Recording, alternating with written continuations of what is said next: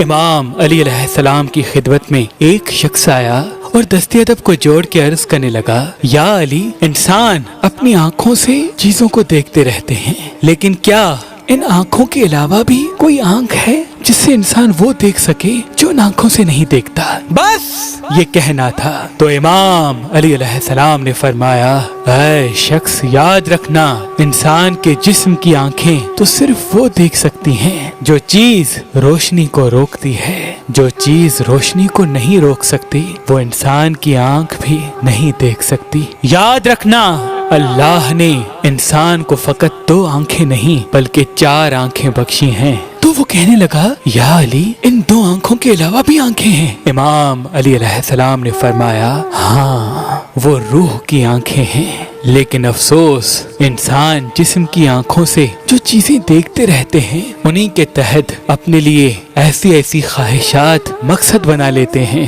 کہ وہ روح کی آنکھوں کو کھولنے کی زحمت تک نہیں کرتے۔ وہ کہنے لگا، یا علی، میں اپنی روح کی آنکھوں کو کھولنا چاہتا ہوں۔ بات جب یہاں تک پہنچی تو امام علی علیہ السلام نے فرمایا، روح کی آنکھیں کھولنے کے لیے انسان کو عارف بننا پڑتا ہے، معرفت کے راستے پہ چلنا پڑتا ہے۔ یاد رکھنا، اگر تم اپنی روح کی آنکھوں کو کھولنا چاہتے ہو تو اپنے جسم کی خواہشات کو حقیر سمجھو، اپنے آپ کو دنیاوی لذت سے مبرہ کر دو۔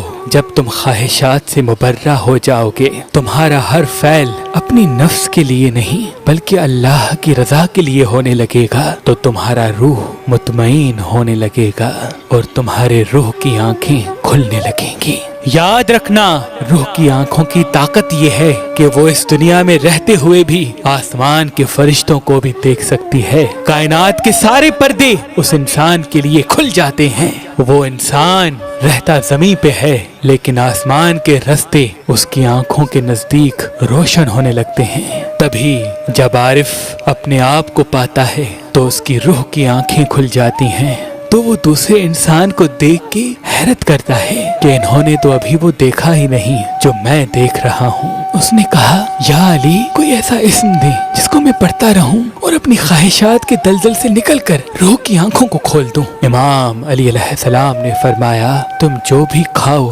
اللہ کا نام لے کے کھاؤ، اور جب بھی کھا لو تو اللہ کے شکر کو اپنے وجود سے ظاہر کرو۔ رات کو سونے سے پہلے باوضو ہو کے سویا کرو، صبح اٹھنے کے فوراً بعد سورہ رحمان پڑھا کرو، اپنے جسم کو حرام غذا سے بچا لو، اپنے وجود کو لوگوں کو تکلیف دینے سے بچا لو۔ جب تم ان چند چیزوں پہ عمل کرنے لگو گے تو رفتہ رفتہ تمہاری روح کی آنکھیں کھلنے لگیں گی اور تم وہ پالو گے جو اللہ نے تمہارے لیے رکھا ہے، جو اللہ نے تمہارے لیے رکھا ہے، جو اللہ نے تمہارے لیے رکھا ہے۔